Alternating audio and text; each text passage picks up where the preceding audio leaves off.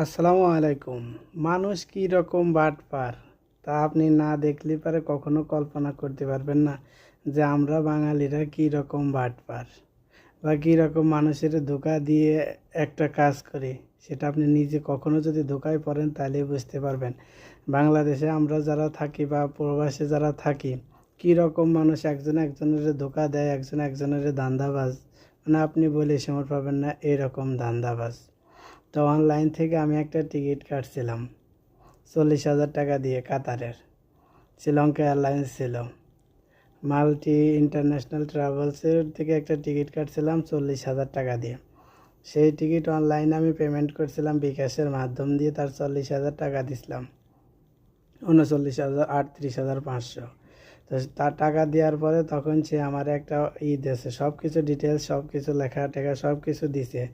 তখন আমারে বলছে কি যে এই যে একটা পেপার আমারে হোয়াটসঅ্যাপে পাঠা দিয়েছে, যে আমি সেই পেপারটা কম্পিউটারের দোকান থেকে উঠে নিয়ে আসছি। উঠে নিয়ে আসার পরে সেই পেপার নিয়ে আমার ফ্লাইট দিছে, মনে করেন যে শ্রীলঙ্কা 2 ঘন্টার ট্রানজিট দিছে, 30+7 কেজি সামান দিছে, সব কিছুই ঠিকঠাক দিছে। আরও বলছে যে আপনার খাবার আছে বিমানের ভিতরে। আচ্ছা ঠিক আছে।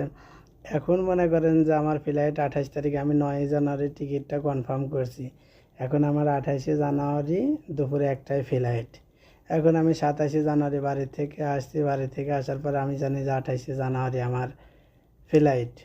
এখন আমি বাড়ি থেকে আসার পরে ছিলাম, ওই যে সকালবেলা আসলাম 28 তারিখ এয়ারপোর্টে, 10টা ভিতরে এয়ারপোর্টে ঢুকে গেলাম। 3 ঘন্টা আগে যেহেতু ঢোকা লাগে। এখন যাওয়ার পরে ওইখানে আমারে দেখে বলতেছে আপনি টিকিট কাটেছেন, আজকে তো আমাদের দোহার কোনো ফ্লাইট নেই। তা আমি বলতেছি দোহার ফ্লাইট নেই, তো আমি তো টিকিট কাটেছি। উনি বলতেছে আচ্ছা ঠিক আছে, আপনি ওয়েট করেন, তারপরে আপনাকে জানাবো।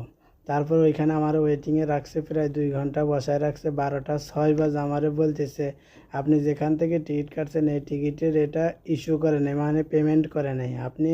আমি বললাম তো আমি তো টাকা দিয়ে দিয়েছি। উনি বলতেছে আপনি টাকা দিয়েছেন ঠিক আছে, যে কোম্পানি আপনারে টিকিট দিছে বা যে ট্রাভেলস, ওই ট্রাভেলস পেমেন্ট করে নেই, সেই কারণে আপনার মনে করেন যে টিকিট ইস্যু হয় নাই। তো সেই কারণে আপনি যাইতে পারবেন না। আপনি যে টিকিট কাটেছে তার সাথে কথা বলেন, কথা বলে টিকিট কনফার্ম করে তারপরে পরবর্তী ডেটে আপনি যাইতে পারবেন। তখন আমি ওই লোকটার যেখান থেকে আমি টিকিট কাটছি, যার হোয়াটসঅ্যাপের মাধ্যম দিয়ে, তারে আমি কল দিতেছি, ফোনের পর ফোন দিতেছি, এসএমএসে নক করতেছি, কোনোভাবেই সে আমার এসএমএসের উত্তর দেয় নাই।